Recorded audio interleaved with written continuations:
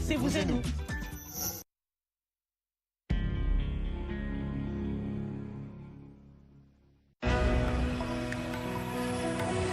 Ici, la voix de l'Amérique.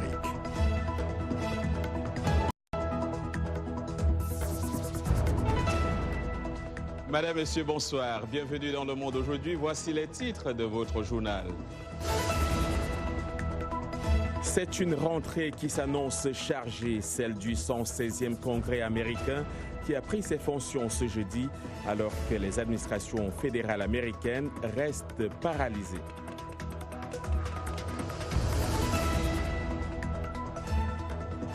En RDC, c'est un report qui pointe à l'horizon. Les résultats des élections très attendus par les Congolais ne seront peut-être pas publiés ce dimanche. C'est ce qu'indique la CENI.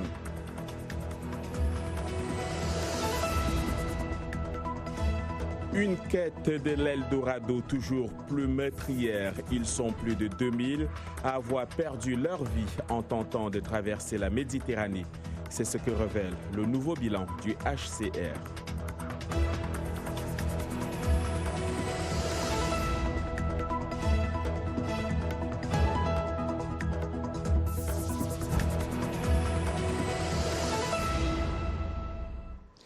Bonsoir. Le Capitole, siège du Congrès américain, a repris vie ce jeudi avec l'entrée en fonction de ses nouveaux membres. Sous les applaudissements, le vice-président républicain Mike Pence a présidé aux premières prestations de serment au Sénat.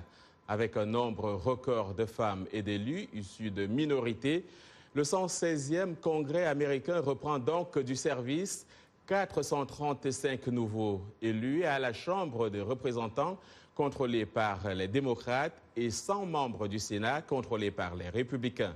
L'une des premières missions est de mettre fin au blocage qui paralyse les administrations fédérales. Des tiraillements entre républicains et démocrates sont attendus sur divers dossiers. Nancy Pelosi, qui retrouve à 78 ans le perchoir de la Chambre, a promis d'œuvrer pour un congrès rassembleur. Pour en savoir davantage, direction le Capitole où nous attend Arzouma Compaoré. Arzouma Compaoré, bonsoir. Bonsoir, John. Les membres du Congrès sont donc de retour. Quel est le constat qui se dégage de cette 116e législature? Eh bien, John, le premier constat, c'est la diversité. Parmi les 100 nouveaux parlementaires, 63 sont démocrates. Et parmi ce groupe, il y a plusieurs jeunes nouvelles étoiles montantes, parmi lesquelles une trentaine de femmes et une vingtaine appartenant à des minorités raciales. Il faut aussi dire que ce nouveau congrès est le tout premier à avoir en son sein une Somalienne américaine. La démocrate Ilhan Omar représentera le 5e district congressionnel du Minnesota pour les 2 prochains mandats. On l'écoute.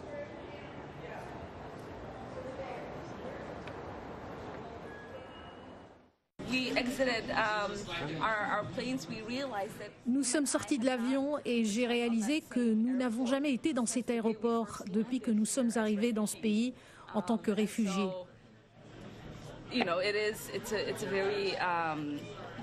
C'est très émouvant pour nous et je crois que, comme mon père a dit, il avait de très grandes espérances pour nous en arrivant dans ce pays.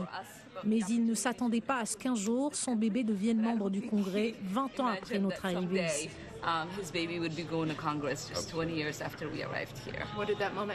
Qu'est-ce que ce moment veut dire pour vous?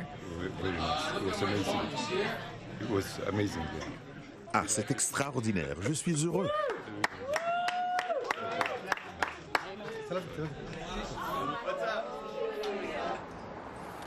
Alors, Omar est non seulement la première femme américaine d'origine somalienne au Congrès, mais elle est également la première à porter le hijab.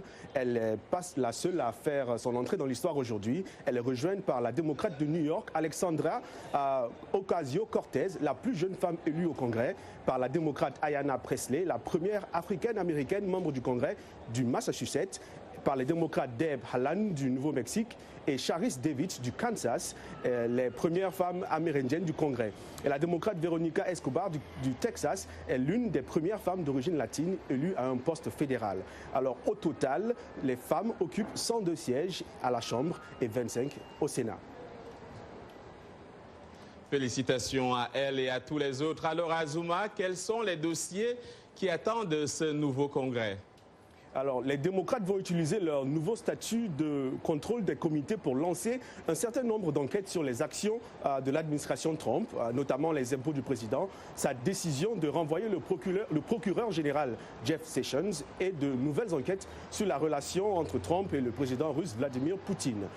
Mais le vrai dossier le plus urgent actuellement sera celui de la réouverture du gouvernement fermé partiellement depuis le 22 décembre. Tout laisse à croire que ce ne sera pas une chose aisée. On regarde. On regarde dans ce reportage. Gaz lacrymogène sur des migrants qui tentaient de franchir la frontière à Tijuana. Pendant ce temps à Washington, le président Donald Trump demande toujours 5 milliards de dollars pour la construction de murs à la frontière avec le Mexique. Son vice-président Mike Pence lui a même suggéré d'accepter la moitié de cette somme. Mais le président Trump reste intransigeant et rejette catégoriquement cette idée. Non, pas 2,5 milliards. Non, nous demandons 5,6 milliards. Quelqu'un a dit 2,5. Non. Vous voyez, c'est de la sécurité nationale dont nous parlons.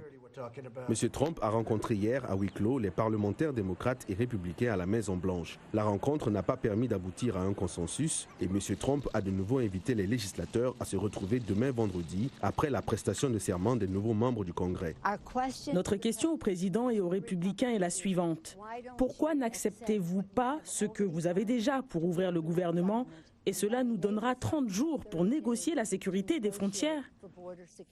Les démocrates prennent à partir d'aujourd'hui le contrôle de la Chambre. Ils veulent adopter un projet de loi pour financer jusqu'en septembre toutes les agences fédérales fermées. Ils prévoient également un autre projet distinct pour financer jusqu'en février le département de la sécurité intérieure qui gère la sécurité des frontières. Même si ce projet passe au Sénat dominé par les républicains, le texte pourrait encore subir le veto du président Trump. Je suis prêt. Je pense que les citoyens de ce pays pensent que j'ai raison. La fermeture partielle des agences fédérales est entrée dans sa deuxième semaine.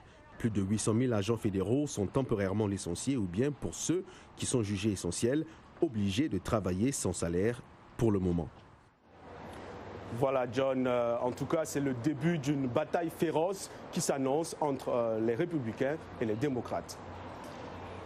Merci Herzouma Compaoré et retrouvez toutes ces informations sur le nouveau congrès sur le site internet de voafrique.com. Après une réunion hier à la Maison-Blanche, on en a déjà parlé donc, à quand la publication des résultats des élections tenues le 30 décembre en République démocratique du Congo? Eh bien, ces résultats pourraient ne pas être connus le 6 janvier comme prévu.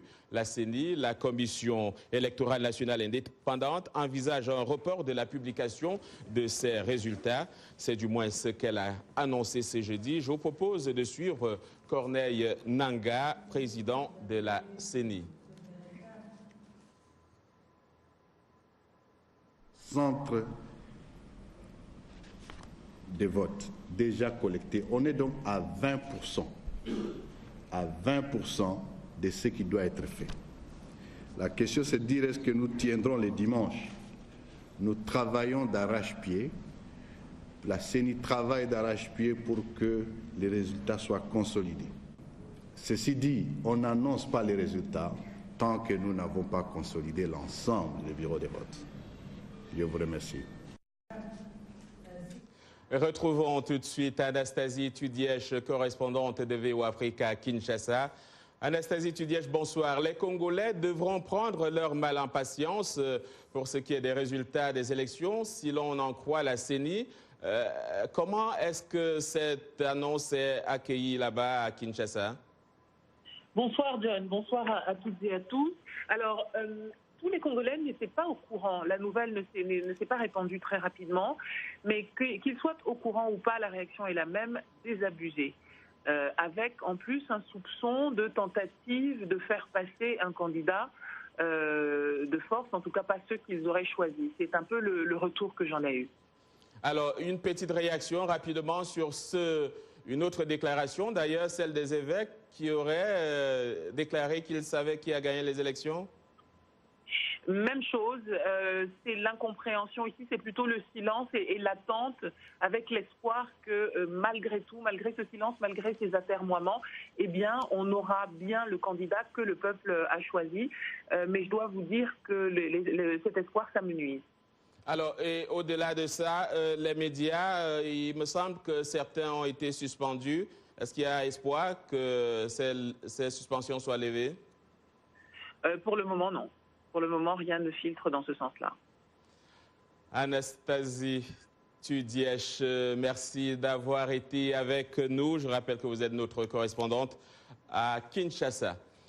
Au Sénégal, la Cour suprême a rejeté ce jeudi un recours de l'ex-maire de Dakar, Khalifa Sall, qui contestait sa condamnation à 5 ans de prison pour escroquerie, et ce, à moins de 2 mois de l'élection présidentielle à laquelle Khalifa Sall, 62 ans, est candidat.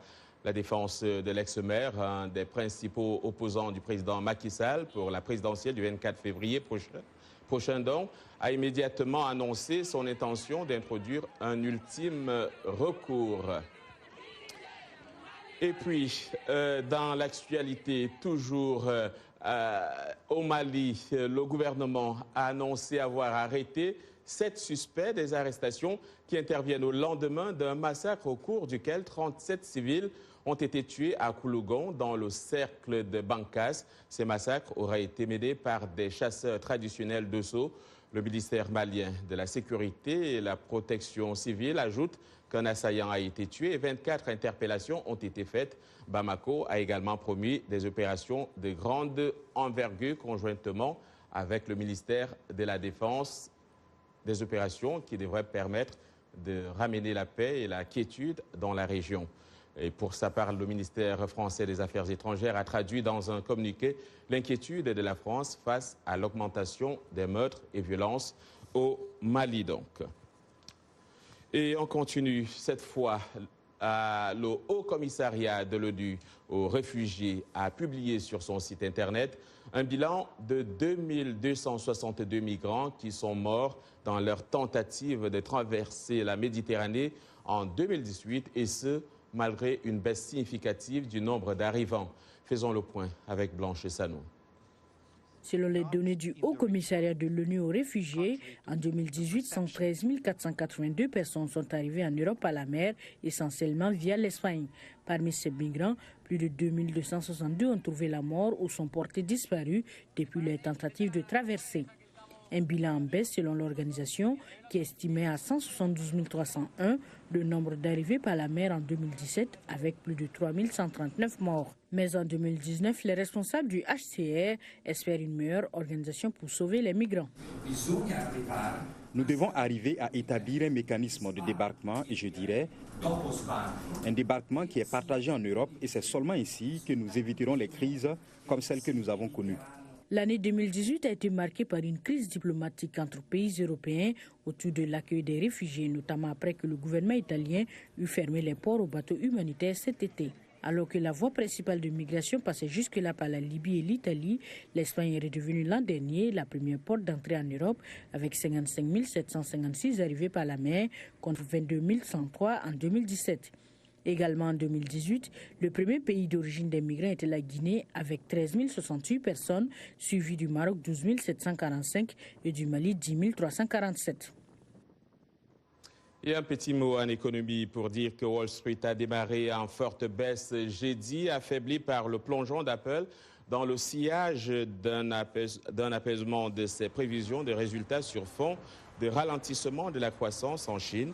Les résultats du fabricant de l'iPhone ont dégringolé de 8,81% à l'ouverture, lui faisant perdre au passage quelques 65 milliards de dollars de valeur et confirmant un peu plus les craintes des investisseurs ces derniers mois sur le ralentissement des ventes de la marque à la pomme. Le Dow Jones Industrial Average perdait 1,46%, soit près de 23 000 points. Le Nasdaq, quant à lui, à forte coloration technologique, reculait de 1,45%, soit près de 6 500 points. Quant à l'indice S&P 500, il s'est retrouvé à 1,08%, soit près de 2 480 points. Vous regardez Le Monde aujourd'hui en direct de Washington sur VOA.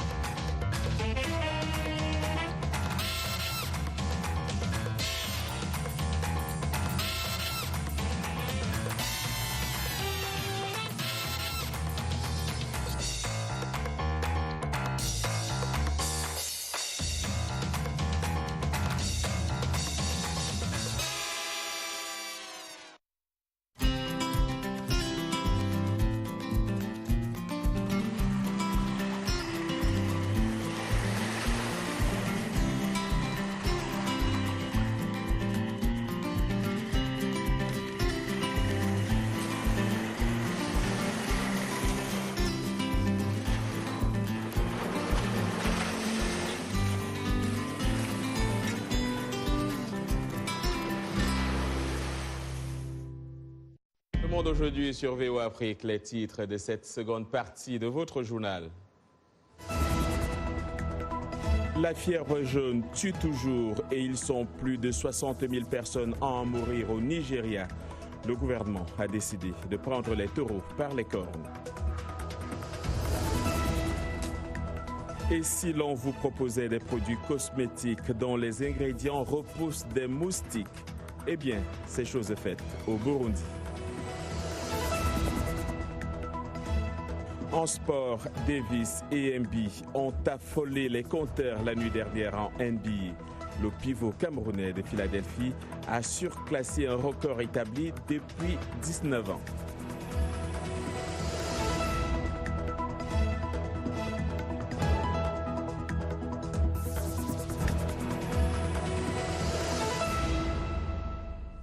On le disait en titre, en Afrique, plus de 60 000 personnes meurent chaque année de la fièvre jaune. Les enfants sont les plus touchés. Au Nigeria, le gouvernement a lancé une vaste campagne de vaccination contre cette maladie en collaboration avec l'OMS, l'Alliance de vaccination Gavi et l'UNICEF. Depuis Abuja, Timothy Obiezou nous en dit plus. Le récit est de Gabi Dorsi. Nous sommes ici dans un centre de vaccination au cœur de la capitale, Abuja. Ces Nigérians sont là pour se faire vacciner contre la fièvre jaune. Deborah Adiche et sa fille attendent leur tour. Nous avons appris que cette maladie tue des gens, donc nous n'avons pas à attendre. Nous sommes venus pour la vaccination et j'ai aussi amené ma fille.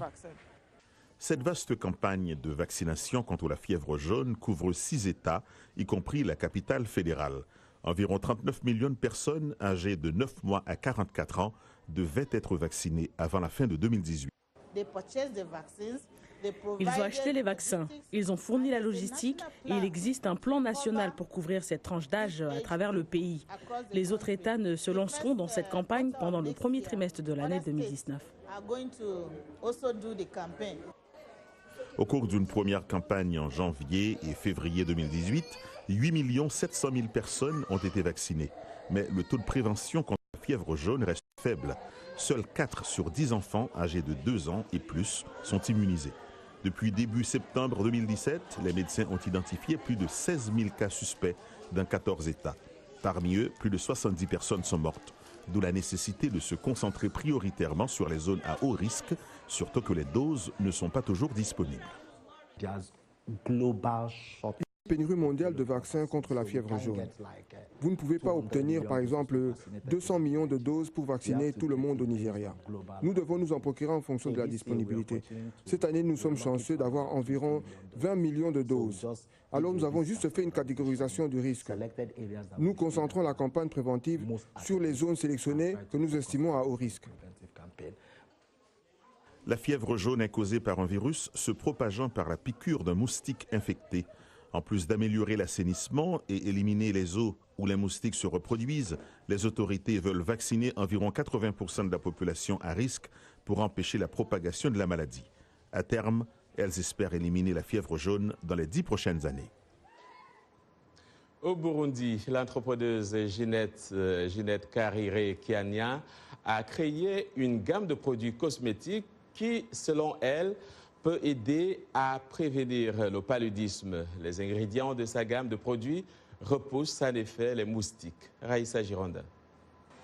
Herbe à chat, jatropha, citronnelle. Ces plantes sont les ingrédients essentiels de cette diplômée en médecine, fondatrice d'une gamme de cosmétiques anti-paludisme. Karire-Kiania pense que ces produits sont une alternative plus saine. D'abord, prévenir le paludisme qui est un frein au développement et pour créer des emplois et pour valoriser l'environnement et pour mettre à la disposition des gens des produits nécessaires pour éviter les piqûres de moustiques. Ces produits ont de plus en plus de succès, principalement grâce aux bouche à oreille. Dans son magasin situé dans la capitale Bujumbura, les clients sont convaincus de l'efficacité de ces produits. Je tombais souvent malade suite au paludisme, maladie qui intervenait au moins 2 fois par an. Mais depuis que j'ai commencé à utiliser ces produits, je ne suis plus tombé malade depuis au moins 3 ans.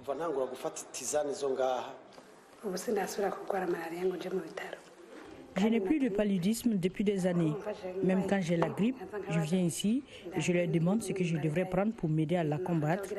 Et ils me guident et me donnent les produits naturels qui m'aideront à guérir.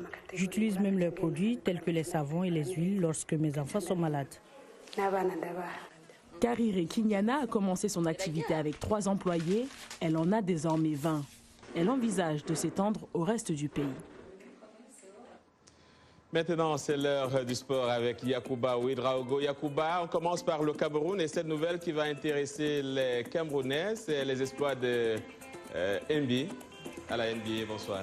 Bonsoir John et bonsoir à vous. Amis sportifs, effectivement, Mbi, mais il n'est pas seul. Du basket donc pour commencer, David et Mbi ont affolé les compteurs la nuit dernière en NBA. 34 points et 26 rebonds pour Anthony Davis, 42 points et 18 rebonds pour Joel Mbi. À Phoenix, le pivot camerounais s'est offert son 33e double-double en 37 matchs disputés cette saison.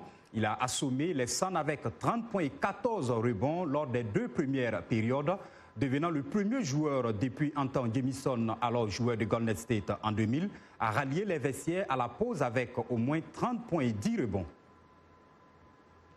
Toujours ici, aux États-Unis, mais en football cette fois-ci, Zlatan Ibrahimovic et le Los Angeles Galaxy ont un nouvel entraîneur. La franchise la plus titrée du championnat nord-américain de football a recruté Guillermo Barros Schelotto, son 5e entraîneur en 2 ans.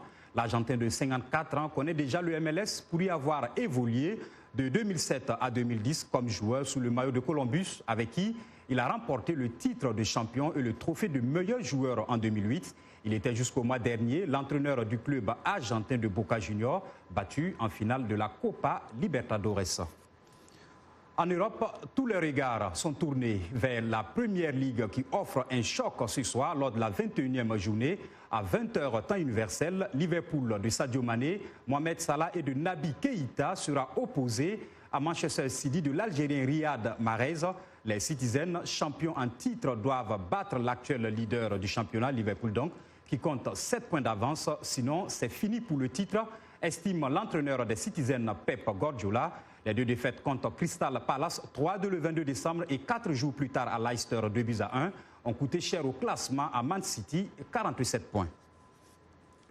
Et pour finir, sur le continent, coup dur pour Malango et le TP Mazembe, déjà victime d'une entorse à la cheville en fin d'année 2018. L'attaquant du TP Mazembe commence 2019 à l'infirmerie. Cette fois, Ben Malango, l'international congolais, donc, souffre d'une fracture au pied droit et son état nécessite un minimum de 3 à 6 semaines de soins. D'après Jean-Michel Kazadi, médecin du club de Lubumbashi, Ben Malango risque donc de rater les 2 ou 3 premières journées de la phase 1 de poule de la Ligue des Champions. Voilà donc pour les sports. On se retrouve demain.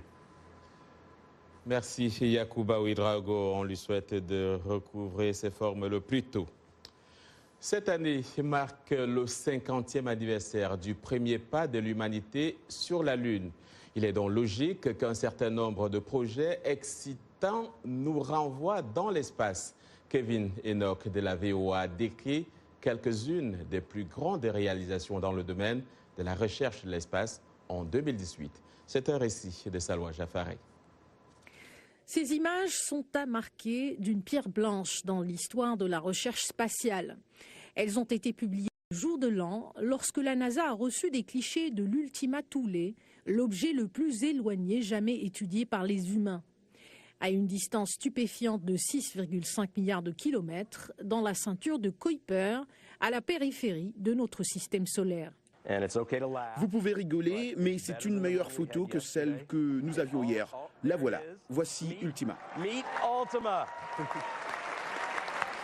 Les images qui s'amélioreront avec le temps ont été capturées par la sonde spatiale New Horizons. La musique est celle du scientifique, astrophysicien et guitariste du groupe Queen, Brian May. Cela m'a totalement inspiré, faire la connaissance de toutes les personnes qui travaillent dans tous les départements de cette entreprise. Mais un vol à travers la ceinture de Kuiper n'est pas tout ce à quoi nous pouvons nous attendre. Un partenariat public-privé entre la NASA, Boeing et SpaceX devrait effectuer un vol d'essai avec équipage en avril à bord du vaisseau spatial Drew Dragon, qui pourrait un jour ouvrir la voie au tourisme spatial. Ensemble, nous assurons la capacité de transporter nos équipages à bord d'une fusée et d'un engin spatial construit par les États-Unis, du sol américain à la Station spatiale internationale, de sorte que nous ne soyons plus obligés de compter sur nos partenaires russes pour les envoyer dans l'espace. Virgin Galactic cherche également à rivaliser dans le secteur du tourisme spatial. Son véhicule habité en est aux dernières étapes d'essai cette année. J'y monterai et après cela, les passagers payants qui veulent devenir astronautes vont suivre. Et j'espère que dans les années à venir, beaucoup de téléspectateurs de ce programme iront dans l'espace et deviendront des astronautes. Cette année marque également de nouvelles tentatives de retour sur la Lune. La Chine vient d'annoncer l'alunissage d'une sonde au pôle sud, donc la partie de la Lune que les terriens ne voient jamais. Aucun pays ne l'avait encore fait. Les Israéliens devraient lancer une sonde de la taille d'une machine à laver sur le satellite.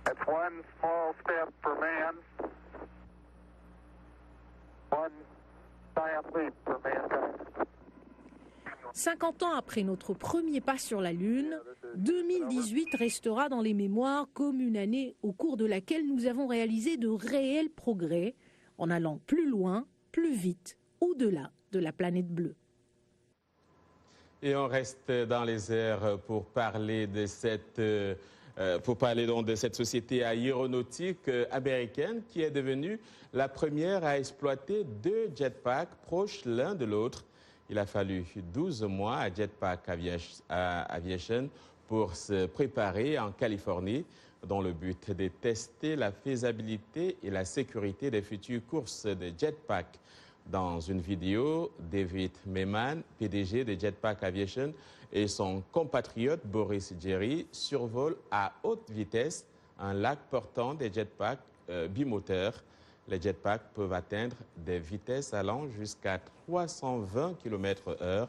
Dans une série de manœuvres rapprochées, les appareils ne semblaient pas se gêner, ce qui permettrait aux pilotes d'interagir de manière ludique. Voilà, de belles images qui nous amènent donc à la fin de ce journal. Merci de l'avoir suivi. Merci à toute l'équipe qui l'a préparé. Demain est un autre jour. Excellente soirée à toutes et à tous.